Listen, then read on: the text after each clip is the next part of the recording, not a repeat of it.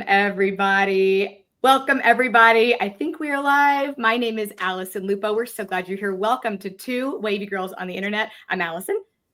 And I'm Courtney, Wavy Curly Courtney, that is. And we celebrate all things wavy curly and wonderfully real.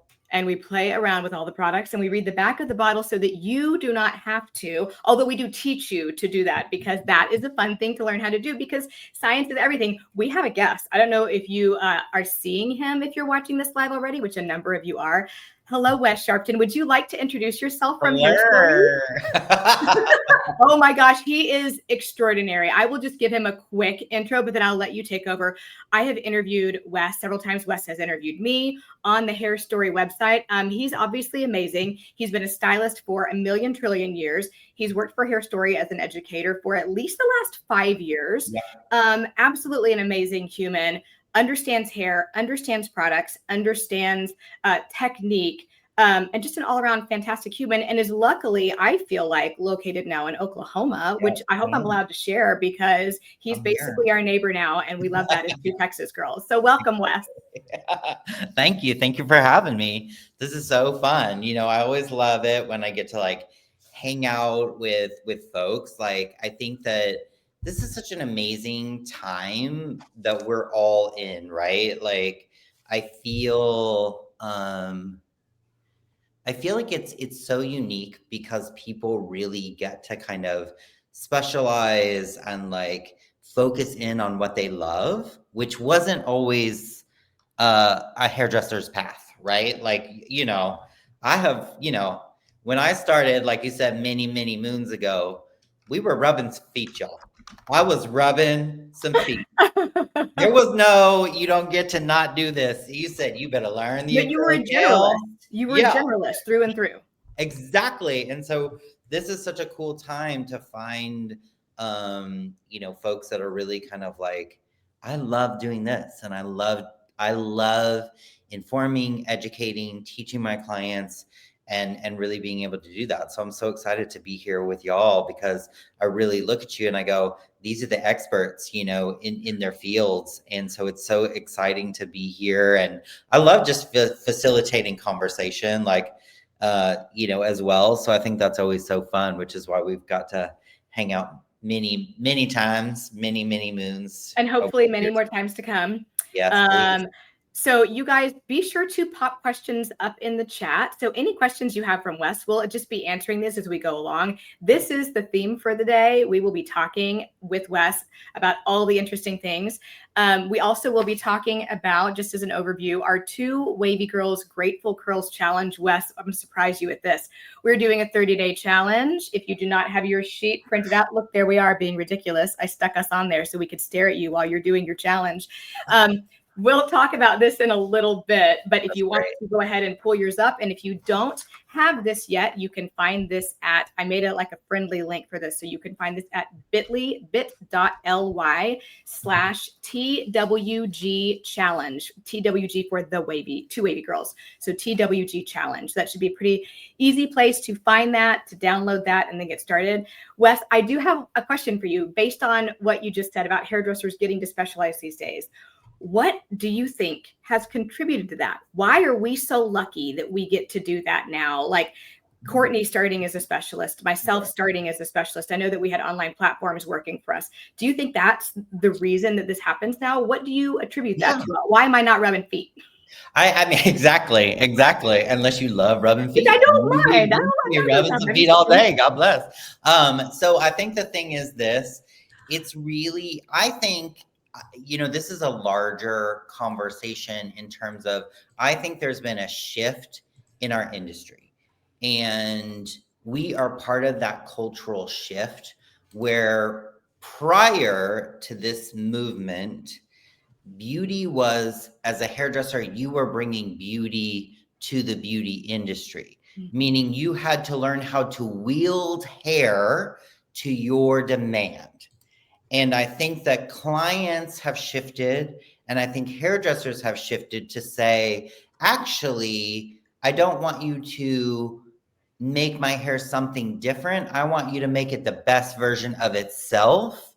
And in that, when people really kind of go, you know what? I love waves. I love curls. I love blonding. I love this. That means that you get to go into like the nuance of that area, right? Like you probably like, you know, for me, it's like, you know, I'm a razor cutter. So I know what the slightest tilt of that blade will do in that nuance, right? Like I know that this little tweak is going to transform the effect that I get. Whereas I feel like, you know, for y'all, like coming into this, it's like, I feel like you probably could look at a root and go, I know it's going to bend like this. Mm-hmm. And people are like, you know Yeah. what? It's like people want to feel, I think that there's space now for people to be celebrated as they are. And so we are doing that work of being like, you know what? Like, okay, if you love that thing and I can help you look your most authentic self, then let's get down to the business of doing that. So I think that movement. And then I think that because we have control, not full control, but we have somewhat of a control of our own marketing message, right? Like before you would have to, you know, if you wanted to get a ton of clients, you'd need to hope that Anna Wintour recognizes you and puts you in Vogue or a magazine. There was a gate that you had to go through to get to the other side to get that level of recognition. Whereas now, you know, you kind of have your own, you know, channel, right? Like we're here recording this, you can talk, you can do it. Now, I'm not saying that like everybody gets this, but you know, at the magnitude, but you can reach more people. At least it's accessible to anyone who's passionate enough about a topic and eloquent enough on a topic. You have a shot in getting in front of a ton of people. You have the opportunity. Exactly. I mean, what do you think it is? Why do you think that there's this movement towards specialization, and not just in cities? You know, let's be clear on that, because I think some people think it's I don't live in the city. I live in the sticks, and I am proud of it. Yep, exactly. What do you think that shift was that occurred for folks in our industry? What do you think? You know, before I started, this was probably back in 2015, 2014. I personally, I had just started staying at home with my daughter, who was brand new, was like 8 months old. She was new human, and so teeny. She was like just over 4 pounds. I am not even kidding. She was the smallest thing in the whole world. She was so little, and I started staying home with her for a little while. I didn't really know what I wanted to do with my career. I worked Fortune 500 company. I had a top secret clearance. I did all kinds of crazy stuff. It was super fun. But I took a minute and I was like, I want to experience family life. I did that for a while. And I ended up getting hired by a woman who lives in New York, actually. Her name is Robin, and she is a trend tracker. So she works for a lot of industries, big industries. God, I can't think of who they are off the top of my head. Who makes Pantene? Like big companies. Like Unilever. Yes. Unilever. Procter and Gamble. Yes, P&G, Unilever, all her clients. And so she would track trends. And one of the trends that she tracked that I was working with her on understanding and publicizing and also helping to track and look at it from a social standpoint. So we were tracking these things together on social media, which was one of the things that I happened to be good at in my last career when it was kind of new, was how is this one that keeps standing out? And it was called Back to Basics. She had named this trend the Back to Basics trend.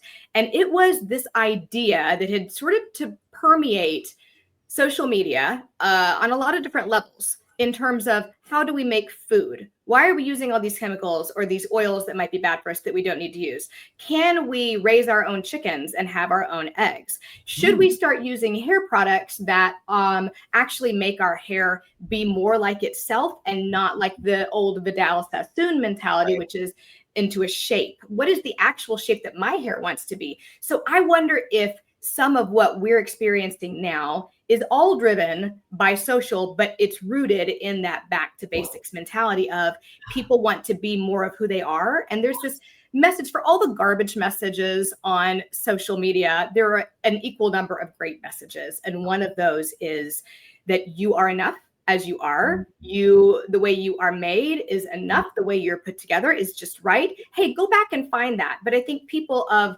our, Gen X, millennia, the people of an older generation than my Gen Alpha daughters, have experienced the marketing that told us we were never enough. Mm-hmm. And so we grew up feeling that way.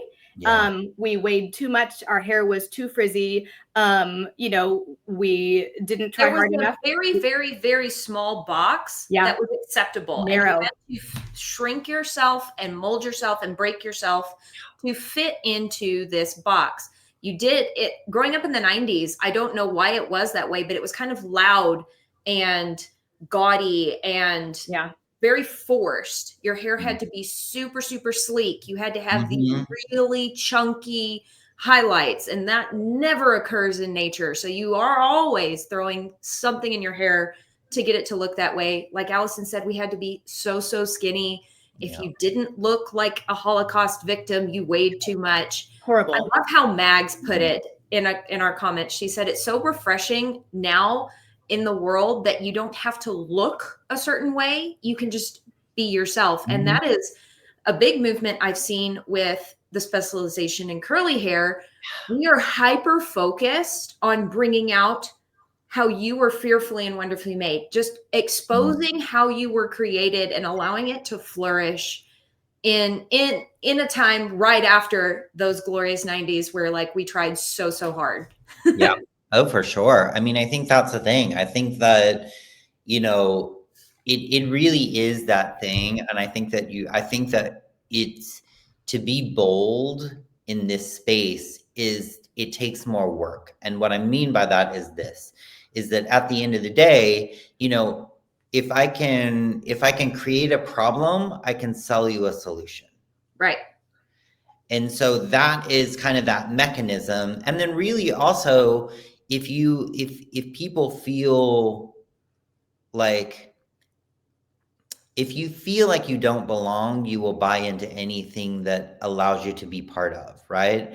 Well, and so we're herd creatures. That's how humans are wired. And fear mongering is the biggest sales tool. It's either people either sell by fear or they sell by love. Yeah. And fear is actually the greatest motivator. Yep.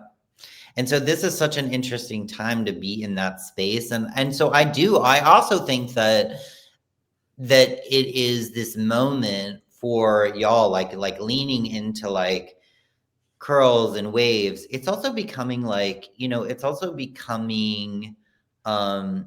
making up for a deficit, right? That didn't exist before. Oh, that's a really good point. I'm glad you know, and that it's like, so thank you for all your hard work. It's like, so that's really so interesting and so that's what we're kind of always trying to work on, right? Is to be like, how can we make things that are fundamentally just encourage the health of hair, because healthy hair actually performs in a really excellent way. It's really wild. It's really amazing when it's healthy. Wow. What we learned was you better control that stuff. You better control it. And I feel like we're moving into kind of a non-conformist way of living our lives to some degree. I think it's healthy to conform in some ways when you have to like have hard conversations with people, etc. Like you don't just blow up, but like, how do you not conform to be yourself, but find that balance? And I think that just to kind of bring it back to you and to Hairstory as a brand, y'all have done such a beautiful job of creating products that allow your non-conformist stylists to do really cool, edgy stuff. And your like hairstylists like me and potentially Courtney, not to speak for you, Courtney, but like who want to just like take what's there and make it better, they also perform well for that. Like that's the coolest thing. And I just don't I see other brands doing amazing things in the organic space, in the edgy space, but I feel like y'all have conquered sort of like all of that with thoughtfulness. I mean, not to like butter your biscuit, but I'm just saying, since we're in the South, I might as well use a little colloquialism we can understand. Yes, please. I just think that the products are so good in that respect. How is it? And was that the mentality when the company like first started? Because y'all have only been around for like a little over 10 years, right? Yeah. This is still a baby company. Yeah, totally. So for us, for sure. I mean, I think that there was, I think part of the birth of New Wash, I don't know if people really know this, but one of our founders was Michael Gordon from Bumble and Bumble. And I worked at Bumble and we wielded hair like you wouldn't believe. I mean, and and I was there in a time when, it didn't matter what you came in with, you were leaving with a flat iron look. Like, I remember that moment, everybody. And and the room was like, there was a time. It smelled of burnt hair. It was like, it's so weird. Like, there was like just this moment, like, I don't know. We're of the age where we remember what it used to be like to step into a smoky bar. Because you used to, to let y'all know, you used to be able to smoke in bars all over the place. That is what a salon was like in the 90s and early 2000s. It smelled like a keratin. It smelled like a Japanese straightener. And there was a lot of heat coming out and steamy rooms during that time. So y'all were so tough though. Y'all are such hairdressers from your era are so tough. I am such a delicate flower now. I'm like, ooh, I don't know if I want to carry that product. It makes my hands a little bit itchy. I do not have the toughness that you have. So I would like to applaud you for your efforts in surviving that. Yeah, it was pretty crazy. I was like, wow, like, am I really going to survive like keratin fumes like blowing into my face, like in a New York City non-ventilated space? But it was so crazy, like, but Michael has curly hair. And so really, I think, and I think that was what was so cool is that he was really like, well, wait a minute, there's a problem. When I shampoo hair on this, I get this effect. So I think curly and wavy people have always known. They're like, shampoo kind of sucks, y'all. Like, you know what I mean? Like, they were always like, why does like, it used to be like a thing where it'd be like, oh, like I shampooed, so it's a little angry. Mm-hmm. Have you ever read The Curly Girl Method by Lorraine Massey? No. Like the classic from her story is so similar. So Lorraine Massey, curly, I mean the curliest, coarsest hair. And she started working in a salon probably around the time you did, maybe before. And the person would tell her, the owner of the salon, you need to straighten that. You need to shampoo that. And she had kind of figured out a similar thing where like, I shampoo my hair on this one day and I hate it for 4 days. And then by days 5, 6, and 7, I kind of like it. And then I have to start the whole cycle over again. Totally. Yeah. That was really that logic of being like, well, what is it? And then, in the spirit of just kind of reducing, being like, wait a minute, it's these detergents, because we're really, and for me, it was like it was so interesting because I'd come from that wielded background. I'd come from kind of, a more editorial background. Like I was an editorial assistant, like I spent, so much time on a set. And so that's very controlled. That's a very controlled environment. And it was so wild for me to be like, to step into a space and get uncomfortable being like, oh, wait a minute, let this hair be. But then as I started to work, right, and unlearn stuff, it was a really amazing space because I realized something. I go, wait a minute, you keep reaching for all of these products because you're trying to make the hair look unshampooed. And I was like, holy, I don't know if that's on here. Like light bulb moment you didn't know you were going to have. Right. Because really, I was like, I kept reaching for stuff and I was like, and then it was also that thing too, where it was like, culturally, we knew as hairdressers, right? And like, I don't know if you ever experienced this, like, Courtney, where you had that moment, like, at that hairdresser that'd be like, oh, just don't shampoo that much. Right? Yeah, like we had a little, that was what was so cool. And then I had this moment where I had this very deep respect for what we were building in that moment, because it was really like, I realized I was like, oh, this is what a company does when they're responsible. Yeah. So they're not asking me to ask my clients to change to suit the product. They are changing the product to suit the client. Mm-hmm. So it's a real ownership of that, you know, and I thought, wow, that's really interesting, you know, especially coming from that space, right?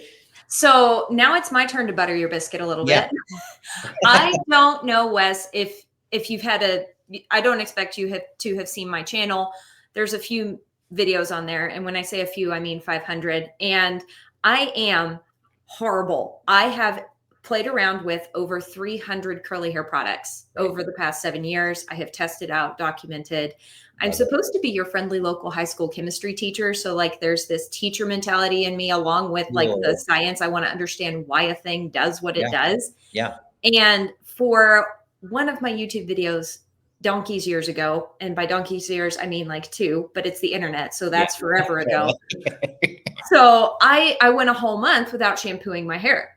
What I did instead is I used all different co-washes. And of course, New Wash made it into that rotation. And I was so impressed with how New Wash performed. I used the New Wash Deep because I am an extremely oily, greasy human. Love that for me. And your skin will never age. You're welcome. Exactly. You will be here forever. Yay. But it does mean, totally. It does mean that I deal with irritable scalp a lot. And that is why I had to like lock myself into a challenge for 30 days to not shampoo my hair. Because in the past, anytime I had gone a few days with like only co-washing, the itching, the inflammation, the angry scalp was so bad. New Wash actually made it possible for me to get through that and like actually have nicer hair on the end of the back end of it. Yeah. Which I was just stunned and floored by. There we go. Words, you know, being on a podcast, you'd think I'd be able to say words, not so much, but I was really, really impressed with how well it performed. I loved the addition of the apple cider vinegar in it. I feel like that made a big, big difference for me. Yeah. And how is like, you know, and like, it's so interesting because we were kind of put in that category, right? Of being like, co-wash. Co-wash, right? Like that was so, I think that's so cool that you found us that way, because in reality, it's like, you know, when I think about like co-wash, right? Like the thing that pops into my brain is really, it comes back to that core thing that we were talking to a minute ago, right? Where it didn't feel like there was there wasn't really a responsibility to the consumer. So the consumer was actually changing behavior. So the birth of a co-wash, right? We think about it, we go washing with conditioner, right? And which is just really, I need something. Yeah. It's just like, I need something mild, right? Yeah. And then, you know, that won't strip, right? And so that I don't have to start all over again. And then really moving into that space where you're kind of like, oh, well, now we have something that it is detergent free, but it's designed to cleanse, right? Yeah. Like, so you don't have to compromise anymore. Like my hair doesn't need to look like me in order for my scalp to be clean, right? Because that was always the trade-off, right? Right. And even in my world, like even in a world where like, you know, even when I was kind of like having clients come in, and it wasn't necessarily that I was diffusing at that point, but maybe in between, right? Like where I was still like lightly blowing dry, reverting back to natural after the cut or whatever. When people would walk in, there was such an interesting moment where I'd be like, dang girl, you look good. Like your hair looks good.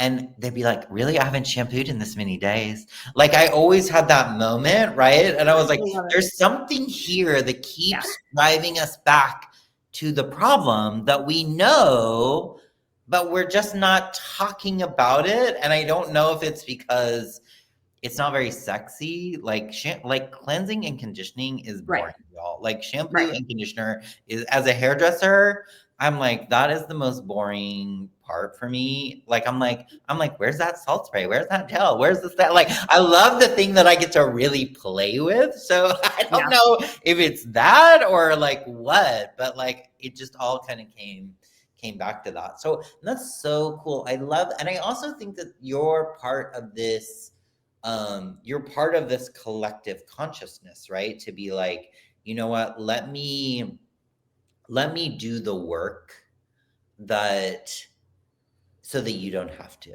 Like, I Right. also think that's a really interesting moment in our time and in our history where we're like this was kind of like these social channels allowed people to have information Right. from people who were really willing, like, you know. And as content creators, we just reflect what our audiences want to see. So we see a comment, we see multiple people curious about a thing.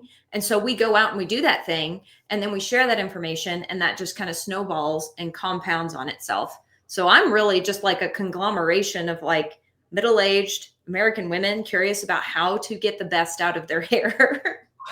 You are the review. You are the review everybody wants. Like, reviews became so important. And so, like, when I started sharing my journey, and then you started sharing yours, and we were like talking about like, I did this day, and then this is what happened, and like we became the reviews. And so when I was working in corporate America, one of the things we were studying was word of mouth marketing. Like, there was a whole organization called WAMA. It was Word of Mouth Marketing Association. And they were trying to figure out how to like capture word of mouth marketing. And then social media just blew up. And that is where we are today. And so to be able to like try products, like 300 products, Courtney, like, I don't know. It's probably more, honestly. Sorry.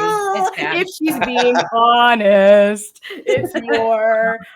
I mean, I have tried a lot of lines in my life as well. I have not been near as organized as you with like the whole, I did the spreadsheet thing early on with the like, what did I try? How did it come out? Here are my notes. You know what I mean? And then like, here are the variables. Here's the dew point. I wanted to connect the dots between the weather, the hair, the product. How did it live 2 days later? Like, I wanted to see the transformation bits and how all that worked together. And very scientific.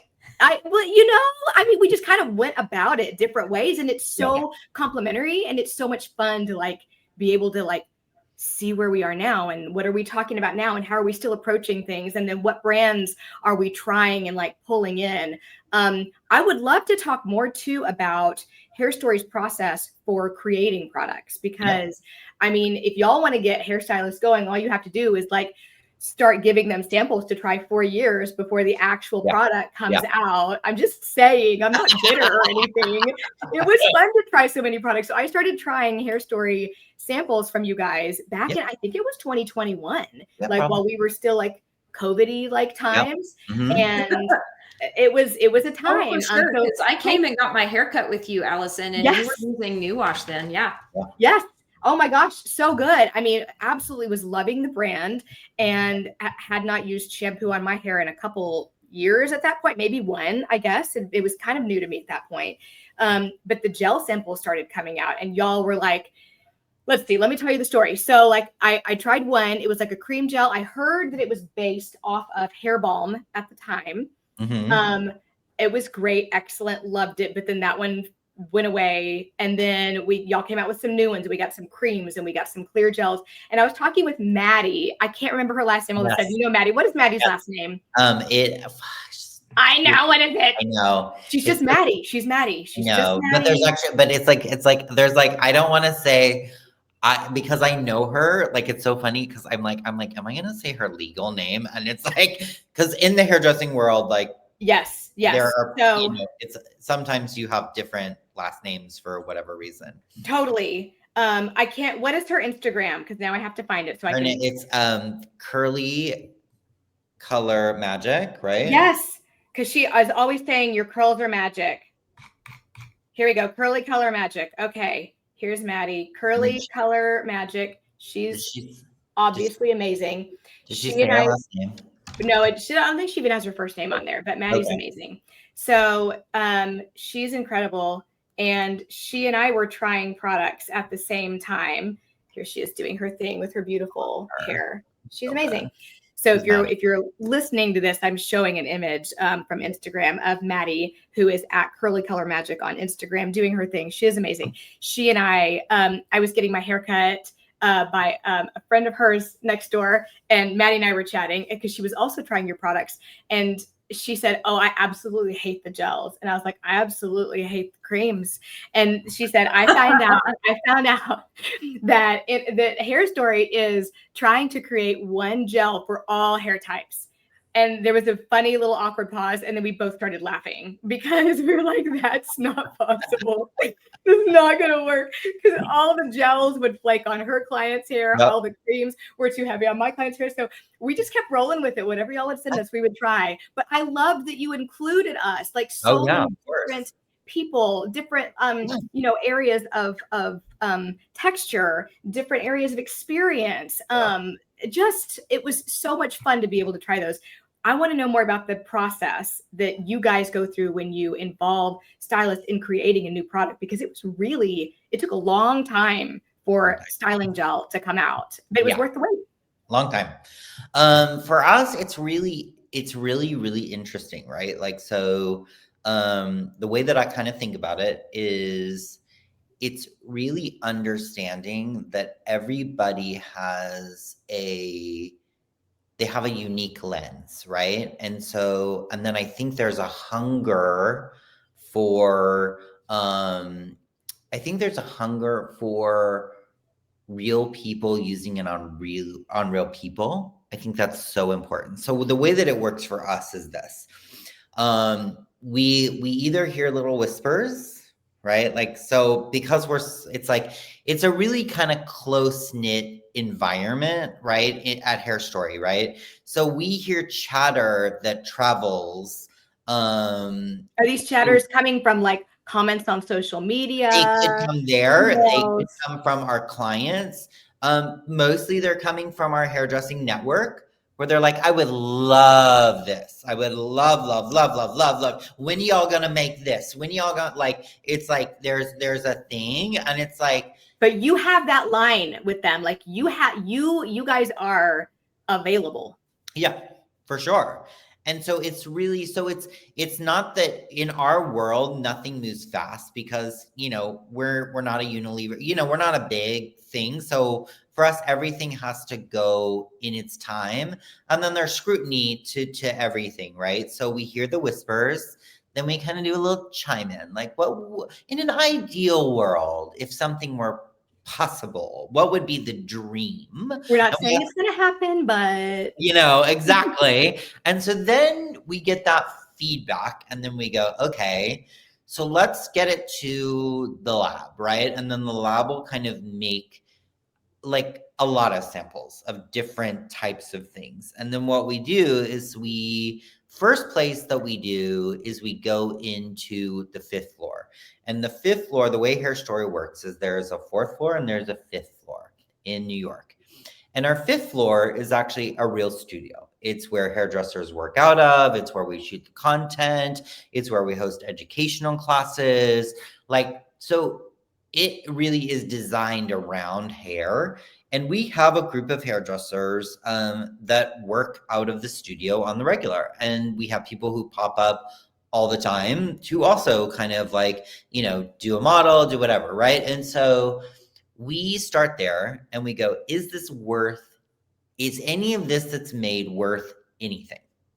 Meaning sometimes we get stuff and we're like, boo, this is not for me. Y'all are testing it out in a real world application setting on multiple different heads of hair. And that's very unique. I don't think there are a lot of other brands that do that I know of. Yeah. So that's where we start. And we're just like, hey, we're like, and then if we and y'all are the ones testing, like y'all, it's 4th floor, 5th floor. Y'all can see how the testing's going. It's not that you're a big company shipping off samples here, thither and yon, and you don't see how the hairstylist used it or the user used the product. You're actually seeing, okay, wait, yep, I think that's good. Now we move on to the next step. Yes. So the next step is for us to ship out, right? Yeah. Because the reality is like, I love Alyson, I love Maddie, I love April, all of these, I love all of these people that we work with. And so I have to ensure, I have to be a steward of hairdressing as well. Part of my job is to kind of look through the artistic lens, make, that's kind of brand work. But I'm a hairdresser. I've been a hairdresser for over 20 some years. So for me, it's like our process has to be like, okay, we vetted this, so I'm not wasting someone's time. And now we got it at baseline. And then there's variables of things that we're like, this could be really great, but I need that nuanced lens because I know if I ship it to Alyson, then you're going to notice every, how the hair really responded on each individual client. So that's what's cool too, is it's like, it's not even just like you're testing it on yourselves, then you're going to your clients, right? And then once you like go to the clients, you go, well, it worked on this one, but I have this one and this was a no-go. So it's like, we're gathering this information and then just reducing until we reach a point where we can create something that we feel really does the best for the most, right? I remember getting a number of surveys from you over time. Survey here, how was this one? What did you like about it? What textures did you use it on? Did you blow dry the hair? This was very detailed information. And that was super, super helpful to even help me think through like, oh, I did do that, because that is when you're in the middle of hairdressing, you're just doing it. You're reading the hair, you're seeing what it needs, you do it. So that was super important. So great. So I would love to get your thoughts on this. Mm-hmm. We had a question from Amy. She says, do you think a product under a gel would help keep my hair clumped? Something for low density, easily weighed down hair. And I would like to talk about the Hairstory gel. Yeah. And in that aspect, would you add something under the Hairstory gel in order to keep the hair clumped together? I would, but I would also really be aware of the amounts. Yeah. Right. So like, for me, and I'm a learner here too, right? Like I'm constantly learning and growing. And so, the way that I think about it, the way that I was taught is really, it's really water, right? We're really talking about water, and water is really our main, this is the main secret sauce, right? And really the goal is to be like, how can I, and then I can add moisture to that, but then how do I keep all that encapsulated, right? Like this is the way that like, I have been taught to think about this. So I would say yes, but I would but I would start small and see where you go. Cause it's like one of those things, like I would recommend a little bit of light gel, very wet hair, and then put on, I would do balm, and then I would do a little bit, and then I would follow it up with gel on very wet hair. It would be, and I think and then what are your thoughts? Alyson's like, no.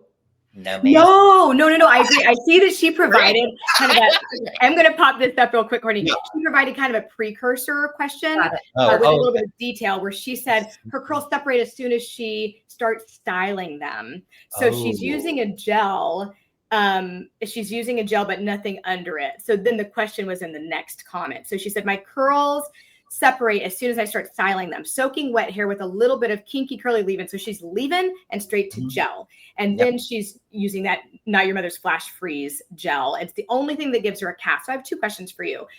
You said, yes, I would experiment with quantity. So you'd put a little bit of a little bit of cream under any gel, right? To experiment with quantities.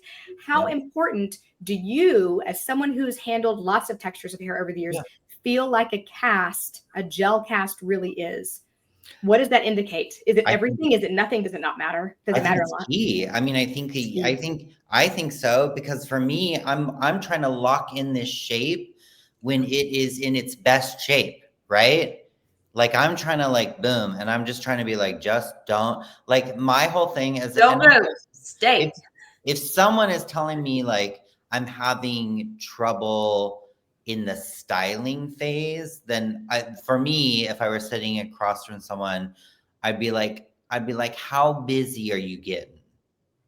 Meaning, like, are you getting a little touchy? Like, you know what I mean? Like, I'm like, let it all lock in. Like too handsy with the hair, like doing too much. Yeah. Or sometimes, we like this motion. Like there's a lot of like, we diffuse too fast, we plop too fast, we kind of get aggressive and get in a hurry. One of the things I tell my clients too, when we have the products in and we've scrunched everything is at this point, trust the mess. Yes. Trust the mess. Because if you start trying to mess with that part and comb this part out and do all these things, your curls are going to fall apart. You have to trust that the mess will expand as the hair dries and turns into something magical. And then you can make some little tweaks here and there. But if you keep trying to fix it, you're going to overfix it. That's what I've experienced. Have you experienced the same kind of thing? I think 1000%. And I have been the problem myself. Like I have been the hairdresser that has had to learn to stop. Like I'm like, you guys are listening, but like I need to like smack my hand. Cause I got bored. Suddenly that diffuser's all up in the hair. Yeah. Like, and it leaves like a frizzy mess because I'm like, you got bored and you are like, you stopped hovering, and then you just started really going in there. And now someone looks like it all looks frizzy and it all looks crazy because you got in the way of the process. Unless they want that. And then be very cool. So much of it is what does the client want. And so you're reading the hair at the same time that you are reading the person and talking about what they prefer. 1000%. And that's the deal. Like I think that's also the shift in our thought process is like for all of these things, really at the end of the day, it's like understanding a couple things that techniques lead you to a result, right? And so the difference between right and wrong, in my opinion, is really understanding the result that you want to get. So if you're like, bruh, I am like feeling myself with like a full on frizz. Yeah. Girl, I'm here for it. I'm like Italian Vogue all day long, y'all. Italian Vogue. Let's go. Like I'm like, yes. And if you're confident and that's your vibe, then like let's do it, And so I think that's really the difference is being like, yo, if you're like, no, my hair is like, if you look at me and you go, my hair is too defined, I want it to be a little bit messier, which I've had that moment. Like I've had that moment too, where like I've had clients that are like, my hair is too ringlety. And they're like, they look real. Yeah. They feel too childlike. Right. They're like, I don't feel sexy because it's too doll-like, it's too little kitty, and I'm like, well, break a couple apart, like live your best life. Like, it's okay. Like that can be cool. Sometimes can feel fussy. Like if it's too done, to me, in my mind, I call that like an editorial haircut or an editorial style. As an editorialist, you might agree. Where like, if I walk outside, this is not going to hold up and I feel too anxious about messing it up. So this is going to work for me. Mess it up some. So if the wind does it, I'm not mad. Mess it on.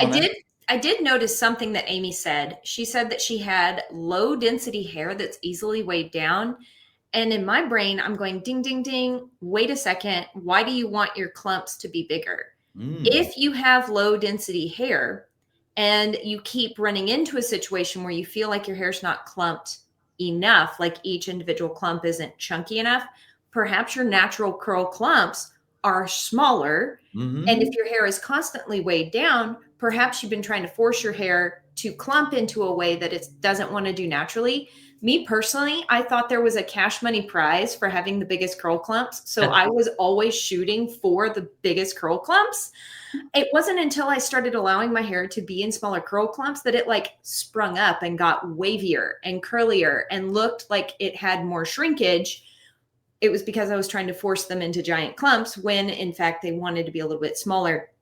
So Amy, if that's what you're running into, I would dial back the leave-in, up the amount of water. I know you said you style on soaking wet hair, add more. You think it's soaking wet, add more. Then add a layer of gel. If the curl clumps kind of fall apart a little bit on you when you start scrunching it in, add more water, add more gel. Just keep sandwich water, gel, water gel over and over and over until you hit that desired result. Usually that's like maybe 2-3 applications of gel and water max before you hit that sweet spot. But that's what I'm thinking. That's what came to my brain when I read that question. Also, like, would y'all recommend, because remember, Alyson, when I was like, we were doing this thing together before and you were like, get those rainbows right. Remember when you were like the clips? The clips. Yes. Like, okay.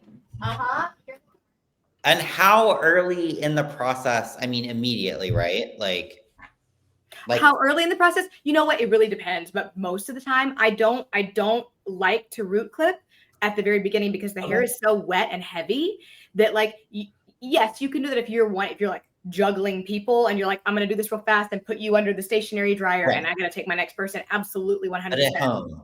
Yes. But at home, and if I'm taking my time and I'm really trying to educate a client, I'm like, this is what I want you to do at home. It is get your hair to like 70-80% dry, and then figure out, where do I look flat?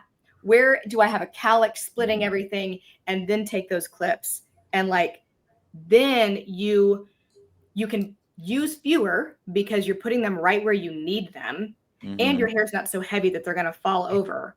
And then you kind of still have time as those bonds are reforming, as your hair is still going from wet to dry, maybe from warm to cool because you're diffusing it. You're able to impact the shape of that because it's a wavy, as you know, Wes, like we need some runway for our waves to develop. Yeah. And so like without these little double prong clips that I pick up at Sally's for next to nothing, they create, if you're a wavy, my question for you is this. Have you ever experienced the ponytail dent?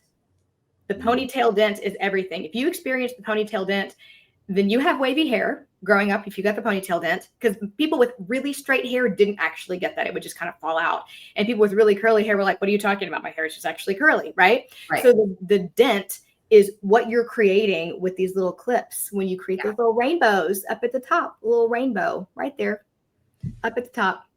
Creating little dents intentionally for once in my life that translates to being like texture. I love those. And I loved that trick too, because you know what, like, I think what's so hard is to get into a space where people can get it was really like, for me, when I was learning that from you, it was like, oh, cool. Like there was definition, because sometimes what happens is like, it would get like overcharged. Have you ever, you know what I'm talking about? Where you're like, ooh, I got so much volume, but I broke all this apart. And then it was kind of just big.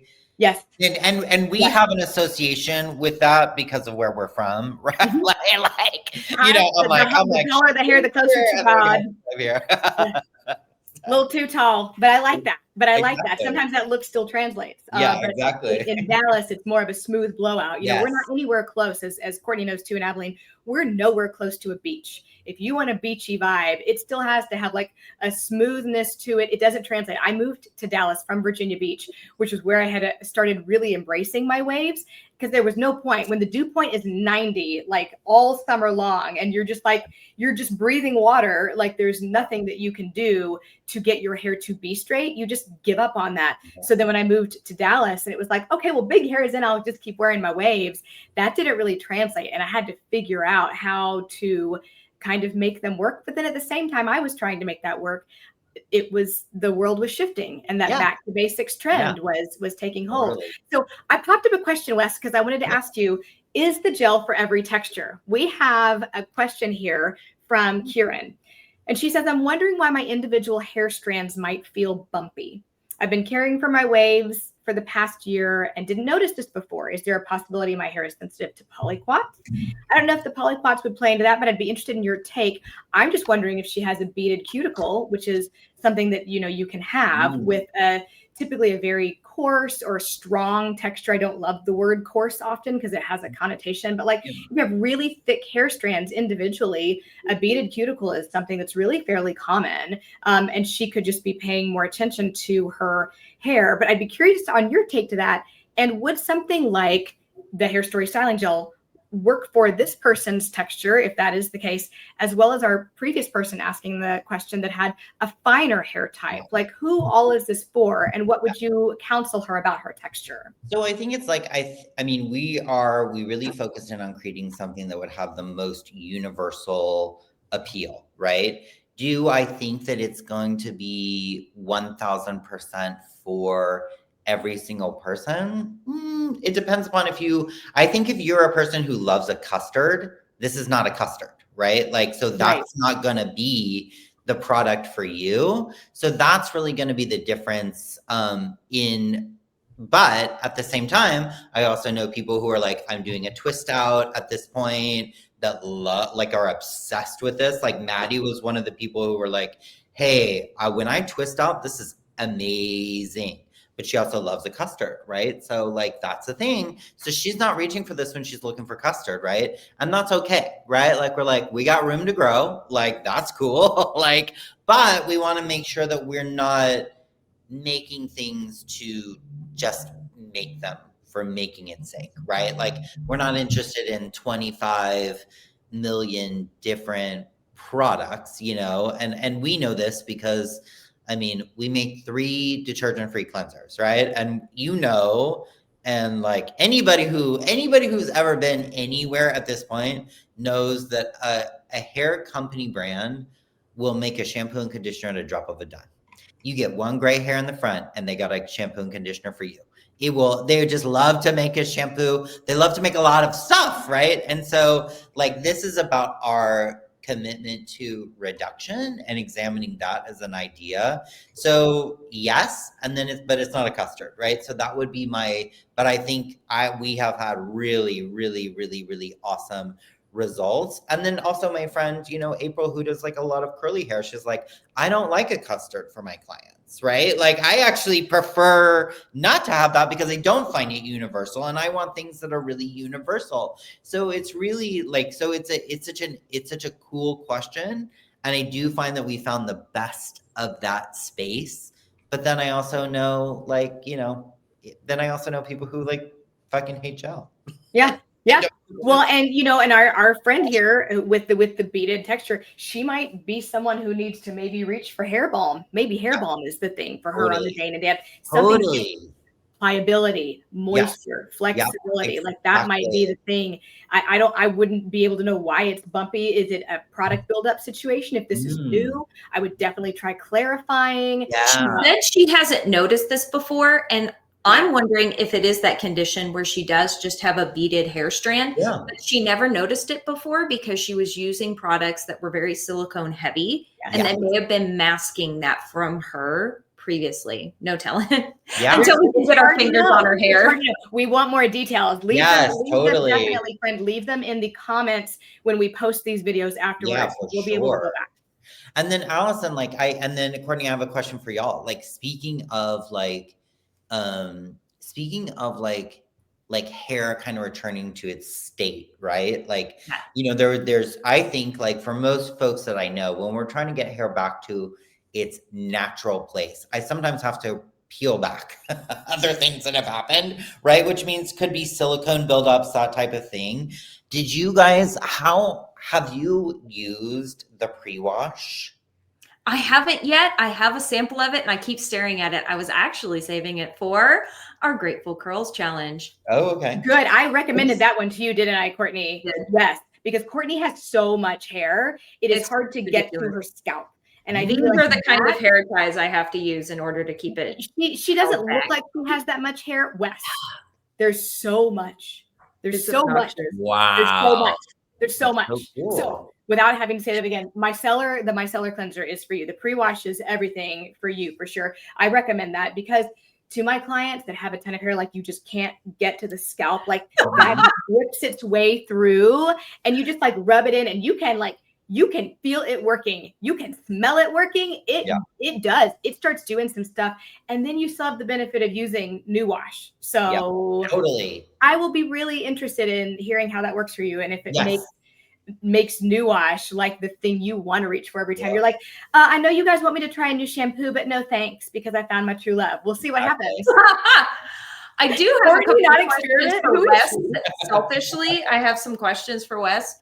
But I am interested in what Amanda said. She said, hello from another Oklahoman. Comparison between the Colton King Cream Pop and New Wash. I have fine wavy hair, working on frizz without weighing it down. So comparison. So I would love to give you a comparison, but I've got to be very, very honest with you. I did a thing a long, long time ago where I'd come from this extremely a lot. I mean, I came from those places where we had a lot of product, not as much as you can get in some places, but we had a lot of product. And so when we started Hairstory, I said, okay, here's your challenge, bro. You gotta like stop using, and then we only had like 3 like things. And so I've just been on a road of like just using everything that we make for so long that I have to be honest with you, I've never tried that one. So I can't really give you any comparison factor for between that product and the new wash. I have used it. I Okay. have played with it. I love Colton King. They're one of my favorite brands. And I played with that one. I think they're fantastic. Cream Pop is way more moisturizing. In my experience, it is more like New Wash Rich and possibly richer. It's like a thicker conditioner. For me, it is too conditioning on a day in and day out basis, especially in the humid place that I live in Dallas. I mean, it's not the most humid, but if I lived somewhere like New Mexico or, you know, closer to the Mojave in California, where it's pretty dry all the time, a high desert kind of situation, I think that might be something I would probably reach for New Wash Rich or Cream Pop more often. But it's much more like it's got more of that oil factor, that heavy factor, and it's a beautiful formulation. It's just way more moisturizing than the New Wash Deep and the New Wash Original. And then also, and then if they have finer hair, I mean, are you feeling like the original is like, would be the way to go there? You know, for me, I only carry the original in my salon. I find that it works for about 90% of my clients. It seems to do the most. Someone like Courtney with a lot of hair who is a lot oilier, deep is the one for her for sure. And then I have a couple of clients who started out with the original and then ordered Rich online. Said, you know, I just really like the Rich. I think it's got avocado oil in it, if I remember just off the top of my head, that makes it that extra like boom, much more moisture. And they love that one. So I think that it's great that you have those because you don't offer a separate conditioner. So this is the thing that has to do it all. And that makes it really special. So I thought at first when I started carrying originals, like, why do they have these 3? Like, it seems superfluous to have so many, but I understand now, having worked with you guys for so long and recommended you to so many clients and other stylists, that it's foundational to your entire brand. This is your cleanser and your conditioner. That is so foundational what you do. And you were talking earlier about how you get more excited playing with like the products that make the hair do things rather than the other stuff. I get really excited about the cleansers because I really find that a really good cleanser and conditioner that's so foundational is so hard to find. Like, this is the thing that your whole routine is built on. And so if your hair is healthy, but it's also clean, like you can get your hair to do anything and be good. You can use different products and get the same results. Consistency is the thing that I think most wavies have a hard time achieving. And even still, consistency is difficult because hair is difficult, but it gets easier when your hair is well moisturized and it's hydrated and it's healthy. And so using a cleanser like that that's not overstripping it, especially the longer it gets, is so, again, foundational in my experience. And I also feel like this. I mean, I also feel like that's the thing too. It's like also when we think about the new washes, right? Like, and in the spirit of reduction of all things being reduced, and I know we're at time. I'm so sorry. I'm a talker. But the thing is, this is thinking about it like this, thinking about it like the way that you think about skincare, right? Like, we needed your scalp. If your scalp is oily, you need something, right? If you're kind of like, hey, I need to cleanse, but I don't get like too oily. I kind of think about the original as kind of like Goldilocks. I'm not too oily. I'm not too dry. Okay, cool. I'm right there. I hate the word normal, so I don't want to use that the way that don't use it. Use it. And then you have people that are really like, my hair, my scalp, and my hair feel like they get a little thirsty. And then I have people that swap seasonally. Actually, right. That makes so much sense. That are like, boom, it's time. This is not doing it for me. Time to move on to my Rich in these winter months. So, yeah. So I think of it like that. So if you ever get stuck too, just ask yourself that question. Like, if I were to look at my scalp and my kind of like, and think of it in the terms of like skincare. Yes. This is the direction I would go. And you never think about because it's hiding under here. Yes. Exactly. So, So Wes, I have a selfish question for you. Sure. I got to use the new wash a few years ago for that challenge that I did where I didn't shampoo for a month. and I used the New Wash Deep, and I noticed it had hydrolyzed keratin in it. Mhm. Well, because I'm Courtney and I have squirrel moments and get distracted by new shiny objects and want to try more products because it's a problem with me, I didn't use it for a while. And recently I repurchased the New Wash Deep, and I noticed that there was no longer the hydrolyzed keratin in the US formula. Yeah. But in like the UK formula, there's the hydrolyzed keratin in it. Am I looking too hard? What No, happened? you're not. So really, there is a simple answer to this question. So what you're referring to is a derivative of sheep's wool. Okay. So that's where we got our keratin from. Okay. So we sustainably sourced it, and it was sheared, right? You know, you have to shear them.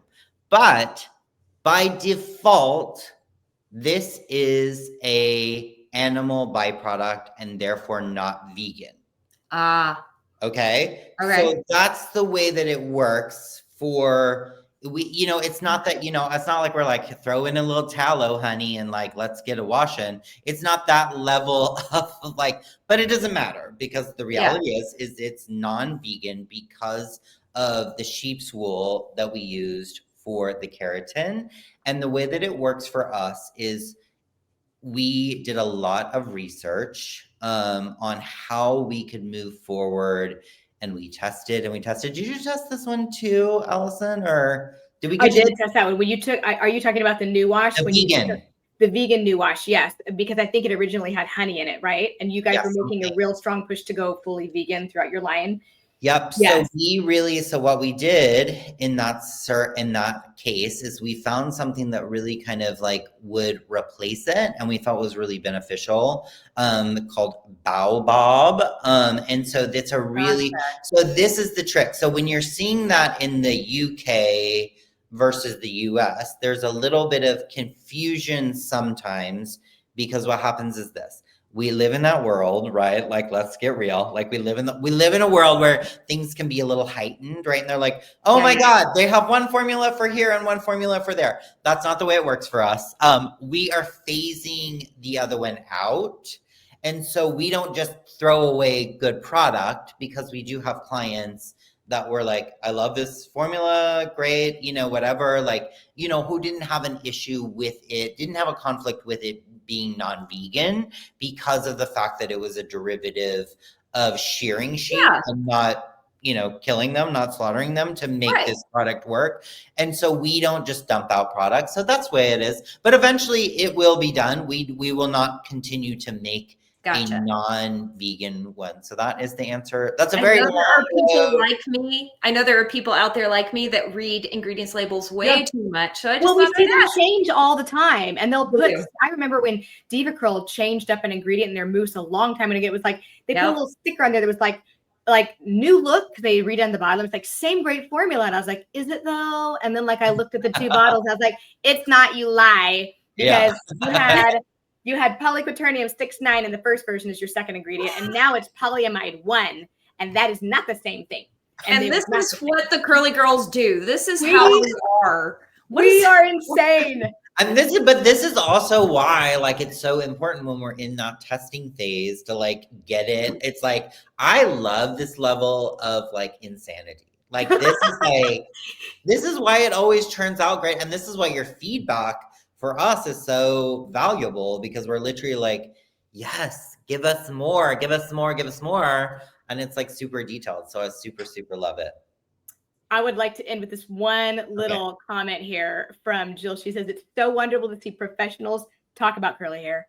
I'm turning 37 soon and finally found products that work for my curls. I have been ridiculed by hairdressers for my curly hair for years. Like, I want to go talk to that, but that wasn't a you problem. That was a I'm scared of your hair problem. Yes. Let me fix it for you. And that's still something that I think that so many wavies and curlies are trying to escape. What is that movie with Anne Hathaway where she like starts out curly and she's like a total mess, and then she Princess Diaries. The Princess Diaries. And scarred by that movie. It's fine, but it came out in the 90s, okay? But that's what it was. We're all trying to escape is that if I straighten my hair, then I'm beautiful. We're still there a little bit, but thank you for the comment, Jill. That really helps us out, because we really are always excited to talk about curly, and wavy hair. It is everything. So, Wes, we invite you to participate with us in this 30-day challenge. So up until, your hair is beautiful, Wes.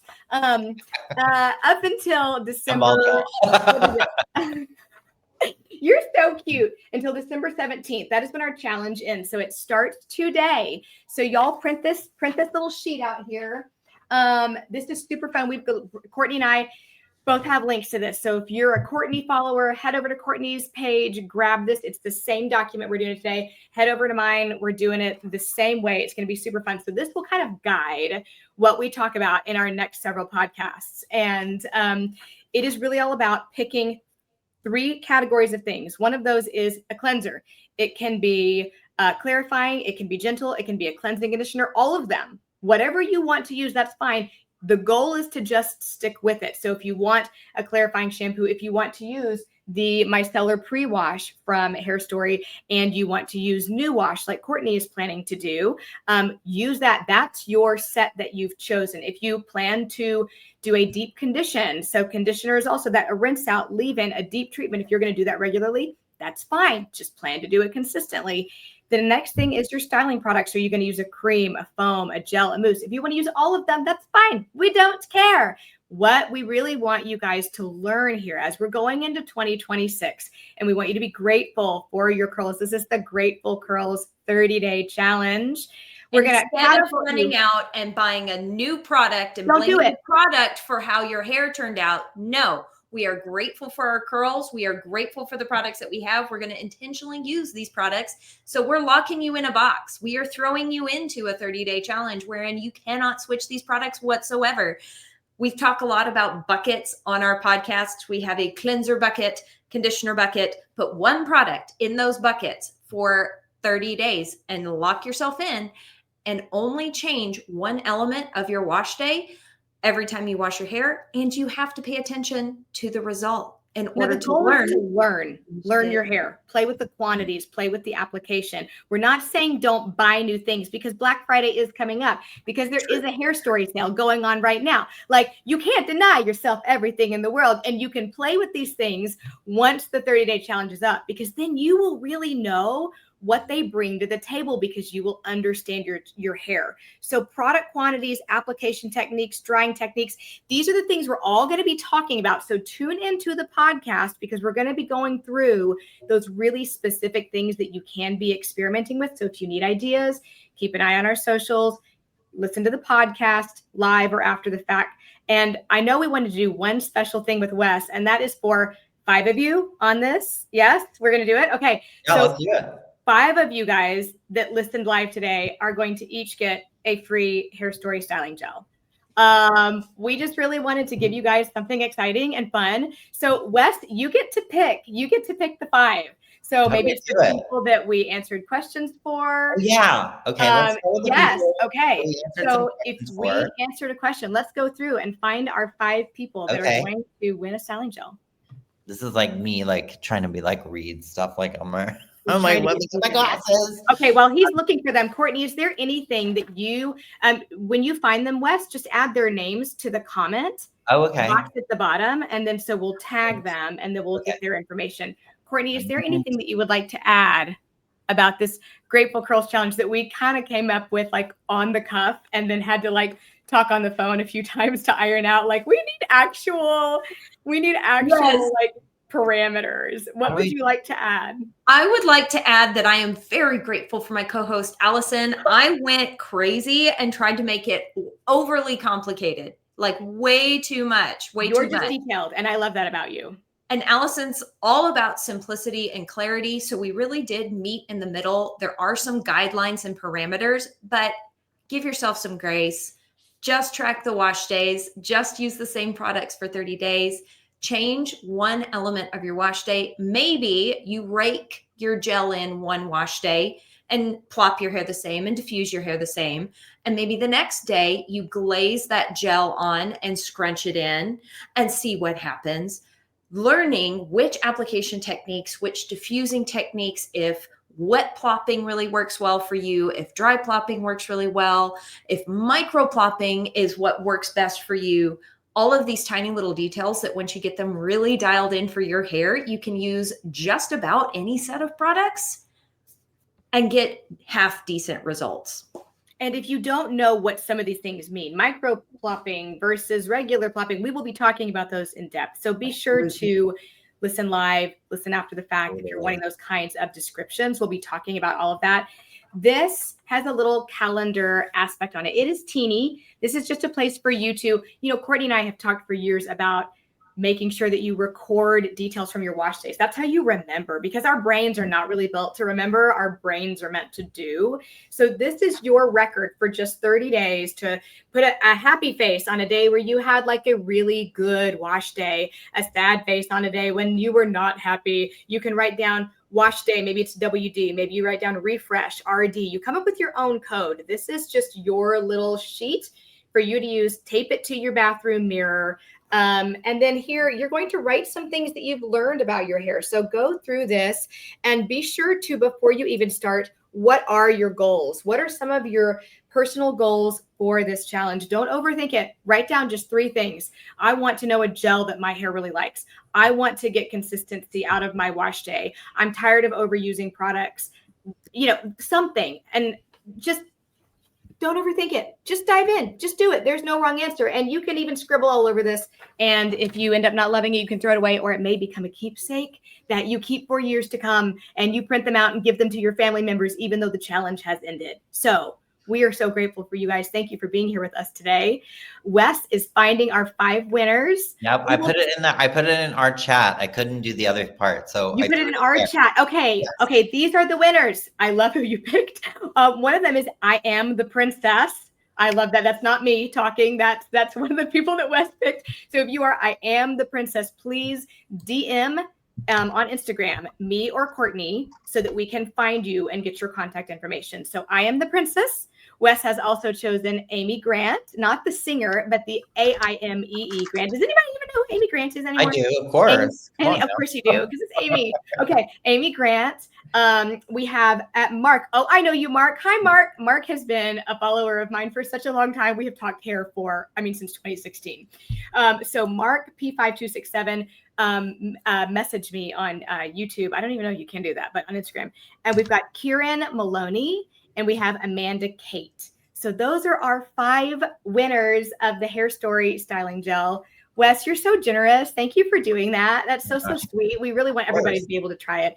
And don't you guys forget that there is a Hairstory sale going on right now. I will provide details about that on my YouTube and my Instagram. And if you get my newsletter, you should have already received it. I know Courtney will be talking about it as well, because y'all don't do sales very often, but we don't do sales very often. But also and what's really cool, I think about that, like definitely like, whoever you're like following, like I know you're probably following everybody, but whether it's Courtney or Alyson. So if you've never purchased before, it's 25%.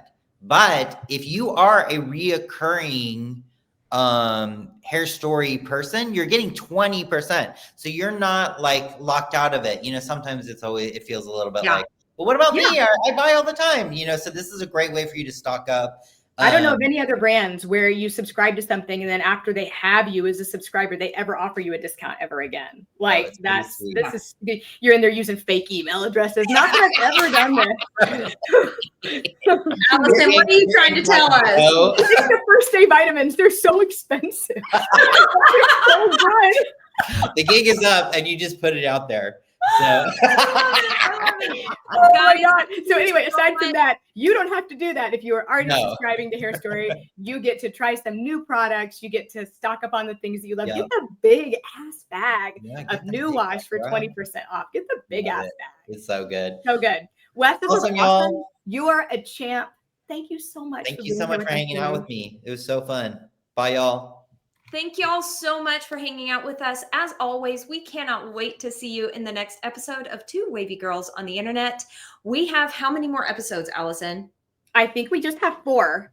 So we have 4 one more to catch up episodes on, of I think, season because we had to take 2. a break. We will be out next week for Thanksgiving. We will be eating. We will just be eating starting on Wednesday and Thursday and probably also on Friday because there will be leftovers and maybe Saturday. So a holiday of eating is my kind of holiday. So we will be doing that. So we will miss you guys next week. But that is just time for you to catch up on our previous episodes and to work on your Two Wavy Girls Grateful Curls Challenge and to try your new Hairstory products. Nope, you're not trying them. You're buying them and then you're saving them for after the challenge. We will see you guys the first week of December. Have a fabulous holiday. Bye. Bye, friends.